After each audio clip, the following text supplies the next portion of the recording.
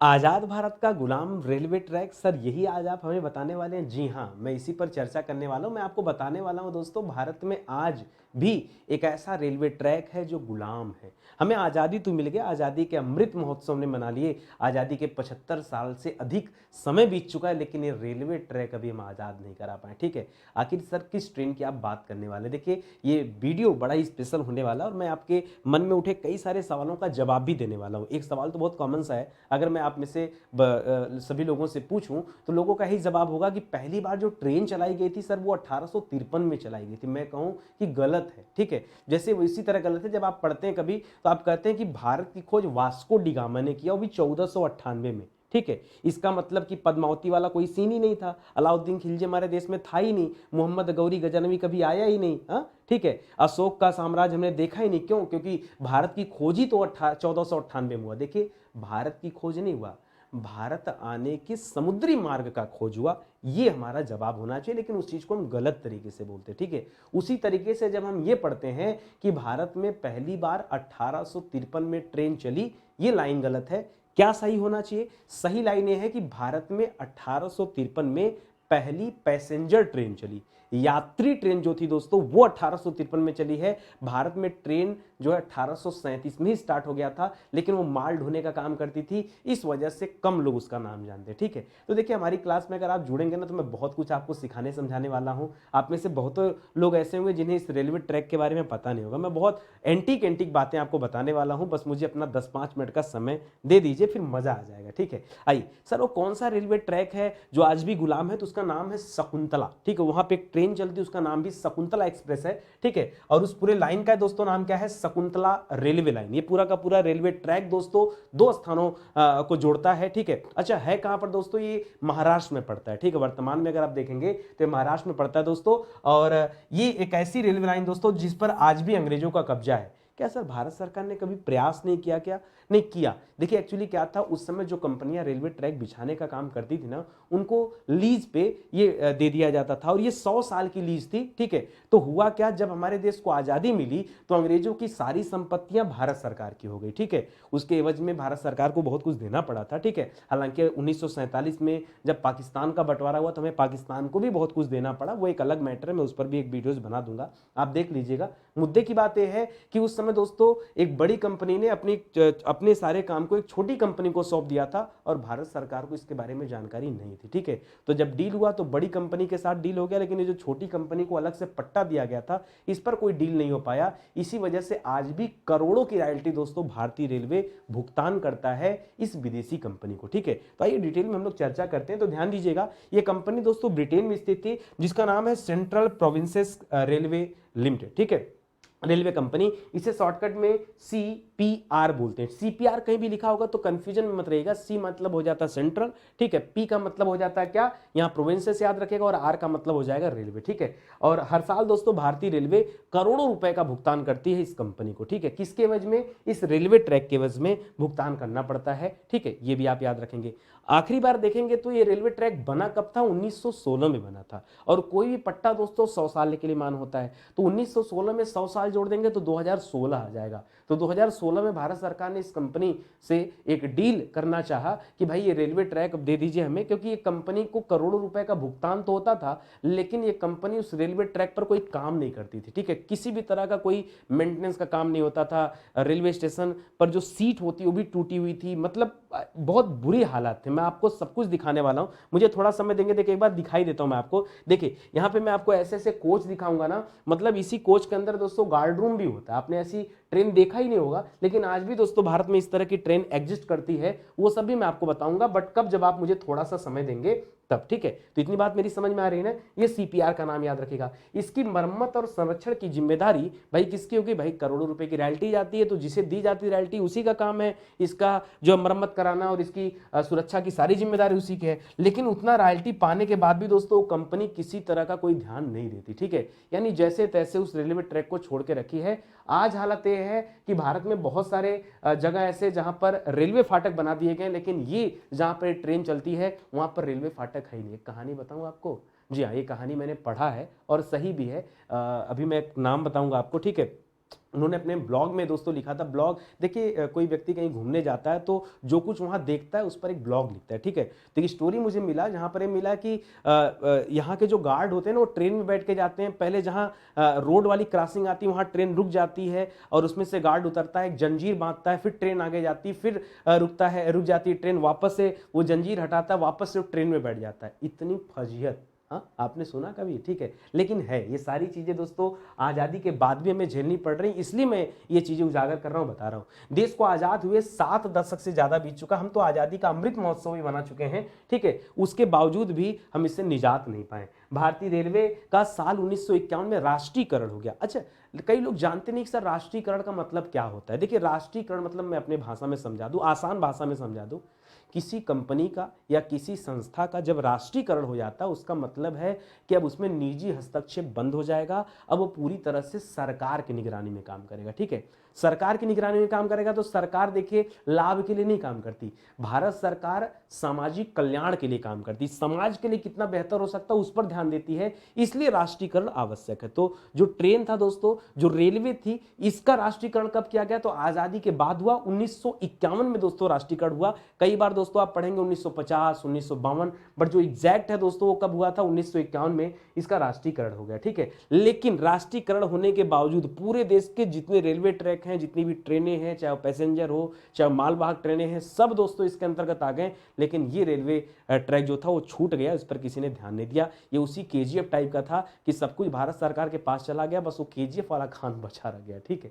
वैसा ही कुछ सीन है दोस्तों, याद रखेंगे। तो एक रेलवे ट्रैक ऐसा भी था जो भारत सरकार के अधीन ना होकर के ये आज भी ब्रिटिश सरकार के अधीन है। भारतीय रेलवे ने महाराष्ट्र के यवतमाल से अचलपुर, अच्छा ये ट्रेन चलती कहां पर दोस्तों? तो 2 स्टेशन है दोस्तों, एक यवतमाल स्टेशन है और एक अचलपुर स्टेशन है। ये इसी दोनों स्थानों के बीच में ट्रेन चलती है। कितनी दूरी दोस्तों तय करती है? तो 190 किलोमीटर, ऐसा नहीं 10-20 किलोमीटर का रास्ता है, 190 किलोमीटर का दोस्तों पूरा फासला है। और जब ये रेलवे ट्रैक बिछाया गया था ना, तब दोस्तों इसको माल ढोने के लिए बिछाया गया था। आप जानते हैं दोस्तों महाराष्ट्र में कपास की खेती होती है खूब, तो कपास को बंदरगाह तक पहुंचाने के लिए दोस्तों इस रेलवे ट्रैक को बिछाया गया था, ठीक है। तो इसको याद रखेंगे। हालांकि भारत सरकार ने कई बार ये रेलवे ट्रैक खरीदने की कोशिश की, ठीक है, किससे? सीपीआर से, ठीक है, सेंट्रल प्रोविंसेस रेलवे से कई बार ये रेलवे ट्रैक खरीदने का प्रयास किया, लेकिन कभी भी दोस्तों इसमें सफलता नहीं मिली। सफर के दौरान ट्रेन जो दोस्तों ये अचलपुर, यवतमाल समेत अलग अलग 17 स्टेशन पर रुकती है और हजारों लोग दोस्तों इससे डेली क्या करते हैं? अपनी यात्रा करते हैं, ठीक है। लेकिन मैं आपको जब बताऊंगा ना कि रेलवे स्टेशन के हालात कैसे हैं, तो आप देख करके दांतों तले उंगली दबाने पर मजबूर हो जाएंगे कि सर ऐसा भी है, हो सकता है। आज के दौर में ये अपने आप में बड़ी बात है, ठीक है। शुरुआती समय में इस ट्रेन में केवल 5 डिब्बे थे, बाद में चलकर दोस्तों इसमें एक डीजल इंजन जोड़ दिया गया, ठीक है। और पहले स्टीम से खींचा जाता था, 1994 में इसमें डीजल इंजन लगा दिया गया, थोड़ा सा इसकी स्पीड भी बढ़ गई। अच्छा, आपको पता है इसकी स्पीड कितनी है? वर्तमान में भी इसकी स्पीड दोस्तों 20 से 30 किलोमीटर प्रति घंटा है। कितना? 20 से 30 किलोमीटर प्रति घंटा है। क्यों सर? ये तो डीजल इंजन लगा, तो स्पीड इसकी बढ़नी चाहिए। नहीं, मुद्दा इस ट्रेन की इंजन का नहीं, मुद्दा उस रेलवे ट्रैक का है, ठीक है। जो रेलवे ट्रैक बिछाया गया है उस कंपनी को करोड़ों में रॉयल्टी तो मिलती है, लेकिन वो कंपनी कभी मरम्मत करने आती नहीं है। रेलवे ट्रैक के नीचे जो लकड़ी के गुटके लगे होते हैं ना, वो सड़ तक गए हैं।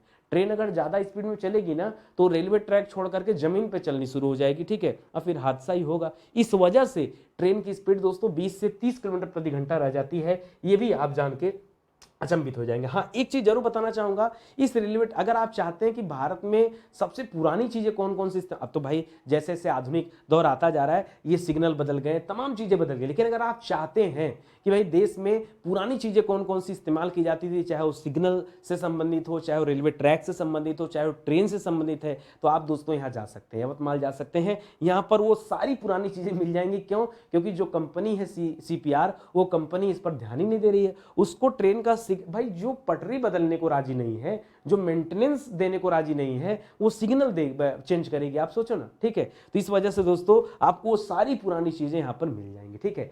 करा अंग्रेजों ने शकुंतला रेलवे ट्रैक को अमरावती से कपास ढोकर मुंबई बंदरगाह तक पहुंचाने के लिए बिछाया था। डीजल इंजन लगने के बाद इसमें बोगियों की संख्या जो पहले 5 थी बढ़ाकर 7 कर दी गई, ठीक है, ताकि ज्यादा यात्री इसमें सफर कर सके और हजारों लोग दोस्तों इसके माध्यम से सफर भी करते हैं। सीपीआर कंपनी ने 1903 में कपास को यवतमाल से मुंबई तक ले जाने के लिए इस ट्रैक को बिछाने का काम शुरू किया गया था। 1903 में शुरू हुआ था और 1916 में जाकर ये पूरे रेलवे ट्रैक का काम समाप्त हुआ। भाई 190 किलोमीटर का रेलवे ट्रैक था तो टाइम तो लगेगा ना, ठीक है। इस तरह से दोस्तों ये पूरा का पूरा रेलवे ट्रैक बनकर तैयार हो गया, ठीक है। नैरो गेज रेलवे, अच्छा एक चीज और याद रखेगा, अभी जो है हमारे यहाँ ट्रेनें चलती है वो बड़ी लाइन पे चलती है, यहाँ पर अभी भी पुरानी ट्रैक मिल जाएगा, ठीक है। नैरो गेज रेलवे ट्रैक दोस्तों जो है ये पहले छोटी ट्रेन, डब्बे भी छोटे होते थे और उन ट्रेनों की पटरियां भी छोटी होती थी। अभी भारत में बहुत कम ऐसे स्थान हैं जहां पर नैरो गेज ट्रैक देखने को मिले या फिर उस पर चलने वाली ट्रेनें अलग होती हैं, ठीक है। दोनों ट्रेनें अलग अलग होती हैं, ठीक है। देखिए जो अब भाई पहिए पहिए का अंतर होता है ना, इसके पहिए नजदीक होते हैं और उन ट्रेनों के पहिए दूर होते हैं, तो थोड़ा सा अंतर होता है। ये नैरो गेज रेलवे ट्रैक है, इसको बिछाने का काम में दोस्तों 13 साल लग गया था। 1903 में शुरू हुआ और 16 में समाप्त हुआ, इसका मतलब है 13 साल लग गया, ठीक है। आजादी के समय CPRC को रॉयल्टी देने का करार किया गया। ये डिसाइड हुआ जब आजादी मिली तो बाकी चीजें तो रेलवे के पास आ गई अंग्रेजों से, लेकिन इसके लिए दोस्तों रॉयल्टी देने का प्रस्ताव रखा गया, ठीक है। और फाइनली दोस्तों 1,20,00,000 रुपए दोस्तों ये प्रति वर्ष जो है ये रॉयल्टी का भुगतान किया जाता है, ठीक है। आप समझ सकते हैं इतनी बड़ी राशि का भुगतान रेलवे डिपार्टमेंट करता है, लेकिन उसके एवज में रेलवे डिपार्टमेंट को कुछ भी नहीं मिलता। आइए मैं आगे आपको दिखाता हूं कुछ चीजें। देखिए उस दौरान अच्छा ये जो इमेज है दोस्तों मैं बताना चाहूंगा, देखिए यहाँ नाम भी लिखा था बट यहाँ से हट गया नाम, ठीक है। एक ब्लॉग से मैंने लिया इमेज, ठीक है, शायद नीरज उनका नाम है, बड़ा शानदार सा ब्लॉग उन्होंने लिखा था। उन्होंने बताया कि भाई ये जो ट्रेन के डिब्बे होते हैं पहले पुराने वाले डिब्बे ऐसे होते थे, इस डिब्बे के भीतर ही स्टेशन मास्टर का एक केबिन बना होता था, उसका सबका टिकट जैसे बस में कंडक्टर बैठा होता है ना, उसी तरह से लोग इसके भीतर ही बैठकर दोस्तों वो टिकट कटा लेते हैं। यहाँ पर उसकी भी केबिन बनी होती है, मैं आपको दिखा दूं एक बार केबिन कैसा होता है। देखिए यहाँ पर केबिन बना होगा, ठीक है। रेलवे के जो स्टाफ है ना वो भी दोस्तों इसी के अंदर बैठ के काम करते हैं, वो भी इसी के अंदर बैठ के काम करते हैं। तो ये थोड़ा सा अचंभित करने वाला दिखा। उनका नाम है नीरज मुसाफिर, यहाँ लिखा हुआ, ठीक है। नीरज मुसाफिर ने एक ब्लॉग लिखा, उस ब्लॉग में जाकर आप इसके बारे में डिटेल पा सकते हैं। देखिए हालात ऐसे हैं दोस्तों, ये रेलवे ट्रैक का हालात है, ठीक है। कभी कभी दोस्तों जब बाढ़ आता है पूरा का पूरा रेलवे ट्रैक डूब जाता है, तो लोग क्या करते हैं, जो रेलवे कर्मचारी हैं वो पहले उस ट्रैक पर जाएंगे, वो इशारा करते हैं कि आ जाओ यहाँ तक सही पोजीशन है, कहीं ऐसा ना हो कि रेलवे ट्रैक बह के कहीं और चला गया, ठीक है। ऐसी पोजीशन से दोस्तों इस ट्रेन को गुजरना पड़ता है। यहां पर दोस्तों पुराने जमाने का पुल भी बना हुआ, ये भी एकदम ऐसे जर्जर हालत में है कि ट्रेन जब इस पुल पर पहुंचती तो 5-10 की स्पीड में आ जाती, ठीक है। 5-10 की स्पीड में दोस्तों धीरे धीरे क्रॉस करती, कहीं ऐसा ना हो कि ये पुल भी टूट जाए। और स्टेशन का हालत तो आप देख ही रहे होंगे, ठीक है। स्टेशन में आदमी कम, यहाँ पेड़ पौधे ज्यादा नजर आ रहे होंगे, पीछे ऊपर की तरफ किसी तरह का कोई छप्पर भी नहीं है, मतलब ये हालत हो गया है, ठीक है। लेकिन पूरी तरह से प्राकृतिक नजारा आपको यहाँ देखने को मिल सकता है, ठीक है। ये आप देख सकते हैं चेयर का क्या हालत है, यहाँ स्टेशन का क्या हालत है। क्यों? उसके पीछे रीजन है कि भाई कोई मेंटेन करने वाला है नहीं, कोई मरम्मत करने वाला है नहीं। रेलवे भी भाई अपनी रॉयल्टी दे ही रहा है, रॉयल्टी देने के अलावा यहाँ क्या कुछ कर सकता है, ठीक है। हालांकि जब मैं रेलवे की वेबसाइट पर गया कि ये सारा मामला सही है या गलत है, तो पता है चला कि नहीं 2016 तक तो ये चीजें बिल्कुल सही थी। उसके बाद लगातार, क्योंकि 100 साल हो गया था पट्टे को लेकर के, तो अब जो है भारत सरकार इसे अपने नियंत्रण में रखना चाहती थी, और हालांकि अगर चाहेगी तो कर भी लेगी, तो छोटा सा मामला है, ठीक है। भारत की, अच्छा चलिए बात करते हैं दोस्तों, ये तो पूरा रही पुरानी बातें। अब बात करते हैं भारत की पहली ट्रेन को लेकर के। तो बहुत सारे लोग जानते हैं कि भारत की पहली ट्रेन 1853 में लॉर्ड डलहौजी ने चलाई थी, और हम कहते हैं भाई उन्हें ट्रेनों का जनक कहा जाता है भारत में। लेकिन इनसे परे जाकर आप कुछ और बातें सीखिए, ठीक है। वो पहली पैसेंजर ट्रेन थी। भारत में जो पहली ट्रेन थी 1937 में 1837 में चलाई गई थी, 1937 का 1837 में चलाई गई थी। उसका नाम था रेड हिल रेलवे, ठीक है। ये जो पहली ट्रेन चली थी उसका नाम था रेड हिल रेलवे, और ये 1837 में यह ट्रेन रेड हिल से चिंत्रादिपेट पुल तक चलाई गई थी, और यह स्थान दोस्तों आपको तमिलनाडु में मिलेगा। इन दोनों जगहों के बीच में 25 किलोमीटर की दूरी थी, उसी के बीच में ट्रेन चलती थी। और इसको बनाने का श्रेय किसे दिया जाता है? आर्थर कॉटन को दिया जाता है। किसे दिया जाता है? आर्थर कॉटन को दिया जाता है। इस ट्रेन का इस्तेमाल मुख्य रूप से ग्रेनाइट के परिवहन के लिए किया जाता था, ठीक है। जिस तरह से शकुंतला रेलवे लाइन के बारे में पढ़ा, वो कपास ढोने के लिए शुरुआती समय में स्टार्ट किया गया था, उसी तरीके से दोस्तों ये जो रेड हिल्स आप पढ़ रहे हैं दोस्तों, ये पहली ट्रेन है जो रेड हिल्स में चलाई गई थी, वही ट्रेन है, ठीक है। इसको भी आप देख सकते हैं, विजिट हॉलीडेज ये हमारा सोर्स है जहां से इस इमेज को हमने लिया है, ठीक है। 1936-37 के दौरान दोस्तों ये रेड हिल ट्रेन थी। उसका इंजन इतना छोटा सा इंजन, आप देख रहे हैं कितना बड़ा इंजन, अब तो इंजन बहुत बड़े हो गए हैं, ठीक है। और आपने देखा कि 1,75,000 सीसी के इंजन होते हैं, ठीक है। बहुत बड़ी बात अपने आप में, वो सारे वीडियोस मैंने दिए हैं आपको बना के, लेकिन ये आपके लिए एंटीक होगा, ठीक है। इसे भी आप ध्यान में रखेंगे। आइए कुछ और बातें जान लेते हैं। यहाँ पर एक सुंदर सा नजारा दिख रहा होगा, ये है भारत की पहली पैसेंजर ट्रेन जो 1853 में चली थी, जिसके बारे में आप सभी जानते हैं, ठीक है। तो 16 अप्रैल 1853 को ये पहली पैसेंजर ट्रेन चलाई गई थी और ये ट्रेन बोरीबंदर से चलाई गई थी। कई लोग जानते हैं कि बोरीबंदर मतलब मुंबई में एक स्थान है बोरीवली, लोग समझते हैं कि वही बोरीवली को बोरीबंदर कहा जाता है। मैं कहता हूं दोस्तों गलत, ठीक है। बोरीवली को बोरीबंदर नहीं कहा जाता, याद रखेगा। अभी वर्तमान में जो आप बीटी पढ़ते हैं, ठीक है, विक्टोरिया टर्मिनस पढ़ते हैं ना, उसे दोस्तों बोरीबंदर पहले कहा जाता था। और ये ट्रेन उसी विक्टोरिया टर्मिनस से कहां, ठाणे के बीच में 34 किलोमीटर के बीच में चलाई गई थी। कुल 400 यात्रियों ने इसमें यात्रा किया था और उस दिन बाकायदा हॉलीडे रखा गया था ताकि लोग इस ट्रेन का लुत्फ उठा सके, आनंद उठा सके, ठीक है। तो ये वो ट्रेन है, उसी का पुराना इमेज मैं आपको दिखा रहा हूं। और ये जो आप देख रहे हैं दोस्तों, ये ग्रेट इंडियन पेनिनसुलर रेलवे, याद रखिएगा, ये भी बहुत इंपॉर्टेंट है। ये पहले के जमाने में भारत में रेलवे ट्रैक बिछाने का काम और स्टेशन वगैरह बनाने का काम ये पेनिनसुलर रेलवे जो दोस्तों एक कंपनी थी यही किया करती थी। तो इस ट्रेन को सबसे पहले, इस रेलवे स्टेशन को सबसे पहले इसी कंपनी ने तैयार किया था। 1888 में जाकर इसका नाम विक्टोरिया टर्मिनस रख दिया गया, जिसे हम बीटी कहते हैं। क्या कहते हैं? बीटी कहते हैं, विक्टोरिया टर्मिनस। और ये नाम इंग्लैंड की महारानी विक्टोरिया के नाम पर रखा गया था, ठीक है। तो आज भी दोस्तों ये विक्टोरिया टर्मिनस का नजारा देखते ही बनता है, जबरदस्त है, ठीक है। अब फिलहाल समय के साथ इसका नाम बदल गया है। अब इसे हम कहते हैं, पहले सीएसटी कहते थे, छत्रपति शिवाजी टर्मिनल, अब हो गया नाम छत्रपति शिवाजी महाराज टर्मिनस, ठीक है। तो अब दोस्तों इसी तरह से नाम बदलता गया, समय के साथ बहुत चीज़ें बदल जाती हैं, कुछ ना कुछ आपको अच्छा और खास मिला होगा। देखिए रात को 10 बजे जब वीडियो शूट करता हूँ ना, ये जिज्ञासा भरी क्लास होती है। जो एंटिक मुद्दे होते हैं, जो लगता है कि नहीं कभी इन चीज़ों के बारे में लोगों को पता होना चाहिए, मैं उन्हीं चीज़ों पर क्लास देता हूँ। आप किसी स्पेसिफिक टॉपिक पर अगर चाहते हैं क्लास प्राप्त करना, तो आप हमें कमेंट में बता सकते हैं, हम उस पर भी आपको क्लास देंगे, ठीक है। चलिए सेशन ही समाप्त होता है, मिलते हैं दोस्तों अगले वीडियो में। तब तक के लिए बहुत बहुत धन्यवाद आपका। जय हिंद, जय Bharat, thank you so much.